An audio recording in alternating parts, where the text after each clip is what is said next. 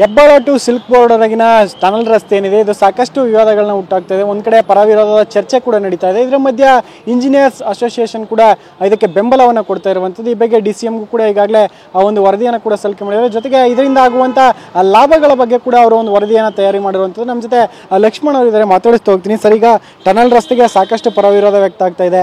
ಒಂದು ಕಡೆ ರಾಜಧಾನಿಯ ಬೇರೆ ಬೇರೆ ಅಂದರೆ ಲಾಲ್ಬಾಗ್ ಸೇರಿದಂತೆ ಬೇರೆ ಬೇರೆ ಕಡೆಗೆ ಹಾನಿಯಾಗುತ್ತೆ ಅಂತ ವಿಪಕ್ಷ ನಾಯಕರು ಕೂಡ ಅಪವಾದ ಮಾಡ್ತಿದ್ದಾರೆ, ಆರೋಪ ಮಾಡ್ತಿದ್ದಾರೆ. ಇದ್ರ ಮಧ್ಯೆ ನೀವು ಪಾಸಿಟಿವ್ ಇದೆ ಅಂತ ಹೇಳ್ತಿದ್ದೀರಾ, ಹೇಗೆ ಅಂತ? ಈಗ ನಾವೆಲ್ಲ ಇಂಜಿನಿಯರ್ಸ್ಗಳು. ಅಶೋಕ್ ಅವರು ಮಾತಾಡೋದಕ್ಕೆ, ತೇಜಸ್ವಿ ಸೂರ್ಯ ಮಾತಾಡುವಂಥದ್ದಕ್ಕೂ ನಾವು ಮಾತಾಡುವಂಥದ್ದಕ್ಕೂ ಸಾಕಷ್ಟು ವ್ಯತ್ಯಾಸ ಇದೆ.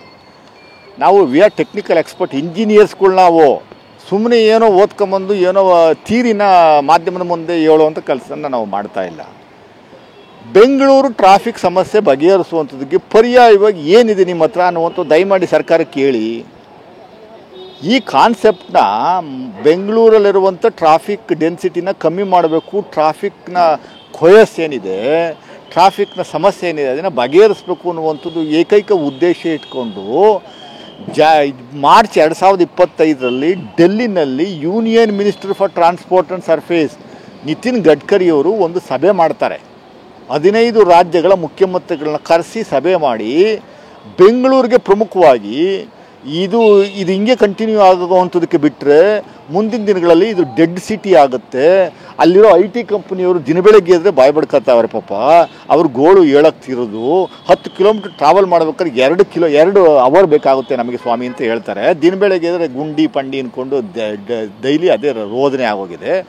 ಅದನ್ನು ಬಗೆಹರಿಸುವಂಥದ್ದಕ್ಕೆ 2 ಪರ್ಯಾಯ ವ್ಯವಸ್ಥೆಯನ್ನು ಅವರೇ ಕೊಟ್ಟಿರುವುದು. ಕೇಂದ್ರ ಸರ್ಕಾರನೇ BJP ಸರ್ಕಾರ ನೇತೃತ್ವದ ಸರ್ಕಾರವೇ ಕೊಟ್ಟಿರುವಂಥದ್ದು. ಒಂದು, ಟನಲ್ ರಸ್ತೆ ನಿರ್ಮಾಣ ಮಾಡ್ಕೊಳ್ಳಿ, ಇಲ್ಲ ಅಂದರೆ ನೀವು ಮಲ್ಟಿ ಲೇಯರ್ ಫ್ಲೈಓವರ್ಸ್ನ ನಿರ್ಮಾಣ ಮಾಡಿ ಅಂತ. ಚೈನಾದಲ್ಲಿ ಮತ್ತು ಡೆವಲಪ್ಡ್ ಕಂಟ್ರಿಗಳಲ್ಲಿ ಒಂದು ಫ್ಲೈಓವರ್ ಮೇಲೆ ಇನ್ನೊಂದು ಫ್ಲೈಓವರ್, ಅದಾದಮೇಲೆ ಇನ್ನೊಂದು ಫ್ಲೈಓವರ್ ಮಾಡಿದಾರಲ್ಲ, ಆ ಥರ ಮಾಡ್ಕೊಳ್ಳಿ. ಇಲ್ಲಿ ಅದನ್ನು ಮಾಡೋಕ್ಕಾಗಲ್ಲ, ಮರ ಕಟ್ ಮಾಡಬೇಕು, ಇವೆಲ್ಲ ಸಮಸ್ಯೆಗಳಿದ್ದಾವೆ.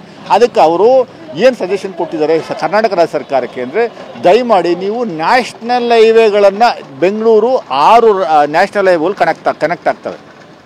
ಒಂದು ಓಲ್ಡ್ ಮಡ್ರಾಸ್ ರೋಡ್, ಇನ್ನೊಂದು ಹೊಸೂರು ರಸ್ತೆ ಧರ್ಮಪುರಿ ನ್ಯಾಷನಲ್ ಹೈವೇ, ಇನ್ನೊಂದು ನೆಲಮಂಗಲ ತುಮಕೂರು ರಸ್ತೆ, ಇನ್ನೊಂದು ಮೈಸೂರು ರೋಡು, ಇನ್ನೊಂದು ಬೆಳ್ಳಾರಿ ರೋಡ್. ಈ 6 ರಸ್ತೆಗಳ ಎಂಡಿಂಗ್ ಪಾಯಿಂಟ್ಸಿಂದ ಇನ್ನೊಂದು ಎಂಡ್ ಪಾಯಿಂಟ್ಗೆ ಕನೆಕ್ಟ್ ಮಾಡಿ ಟನಲ್ಲಿಂದ ಅಂತ. ಇದು ಟನಲ್ ರಸ್ತೆ ಅಂದರೆ ಮೆಟ್ರೋ ಸ್ಟೇಷನ್ ಥರ ಒಂದೊಂದು ಕಿಲೋಮೀಟ್ರಿಗೆ ಒಂದೊಂದು ಸ್ಟೇಷನ್ ಕೊಡಲ್ಲ. ಅದನ್ನು ದಯಮಾಡಿ ಅವರು ತೇಜಸ್ವಿ ಸೂರ್ಯ, ಅಶೋಕ್ ಅವರು ಅರ್ಥ ಮಾಡ್ಕೋಬೇಕು. ನಮ್ಮ ಜೊತೆ ಬಂದು ನಾವು ಯಾವಾಗ ಸಂಪೂರ್ಣವಾಗಿ ವಿವರಣೆಯನ್ನು ಕೊಡ್ತೀವಿ.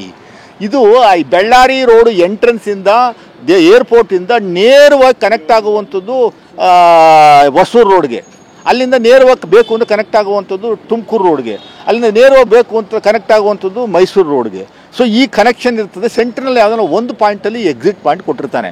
ನೀವು ಆಟೋ, ಮೋಟ್ರ್ ಬೈಕು ಎಲ್ಲ ಹೋಗೋಕ್ಕಾಗಲ್ಲ, ಅವ್ರಿಗಿಲ್ಲ, ಬರೀ ಸಾಹುಕಾರರು ಶ್ರೀಮಂತರು ಹೋಗುವಂಥದ್ದು ಆ ಥರ ಏನಿಲ್ಲ. ಆಟೋದವನು ಈ ಎಂಡಿಂದ ಆ ಎಂಡಿಗೆ ಹೋಗ್ಬೇಕಂದ್ರೆ ಹೋಗ್ಬೋದು. ನಾನು ಮಾರ್ಕೆಟಿಂದ ಮೆಜೆಸ್ಟಿಕ್ ಹೋಗ್ತೀನಿ, ಬಸವನಗುಡಿಗೆ ಹೋಗ್ತೀನಿ ಅಂದರೆ ಮೆಟ್ರೋದಲ್ಲೂ ಇದು ಟನಲಲ್ಲಿ ಹೋಗೋಕ್ಕಾಗಲ್ಲ. ಅದು ಮೆಟ್ರೋದಲ್ಲಿ ಹೋಗ್ಬೇಕಷ್ಟೇ. ಅವನು ಅಲ್ಲಲ್ಲೇ ಸ್ಟೇಷನ್ ಕೊಡುವಂಥದ್ದಕ್ಕೆ ಅವಕಾಶ ಇಲ್ಲ ಟನಲಲ್ಲಿ. ಇದು straight road, 18-20 kilometre total length cover ಮಾಡುವಂಥದ್ದು. ಉದ್ದೇಶ ಇಷ್ಟೇ. ಬೆಂಗಳೂರಲ್ಲಿ ಇವತ್ತಿನ ಪರಿಸ್ಥಿತಿ, ಒಂದು ದಿವಸಕ್ಕೆ ಈ ಬೆಂಗಳೂರಲ್ಲೇ ರಿಜಿಸ್ಟ್ರೇಷನ್ ಆಗಿ ಇಲ್ಲೇ ವಾಸ ಮಾಡ್ತಾ ಇರುವಂಥ ವೆಹಿಕಲ್ಗಳ ಸಂಖ್ಯೆ 1,50,00,000. ಬಂದು ಹೋಗ್ತಾವಲ್ಲ ಹೊರಗಡೆಗೆ, ಬಂದು ಹೋಗ್ತಾ ಅವೇ 1 ಕೋಟಿ ಇದ್ದಾವೆ. ಅಂದರೆ 2.5 ಕೋಟಿ ವೆಹಿಕಲ್ಗಳು ಬೆಂಗಳೂರು ಸಿಟಿನ ವ್ಯಾಪ್ತಿನಲ್ಲಿ ಬರುತ್ತೆ. ಬೆಂಗಳೂರು ಸಿಟಿ ವ್ಯಾಪ್ತಿ 7,000 ಚದರ ಕಿಲೋಮೀಟ್ರ್ ಇದೆ. ಅದರ ವ್ಯಾಪ್ತಿನಲ್ಲಿ ಓಡಾಡ್ತಾ ಇರುವಂಥದ್ದು.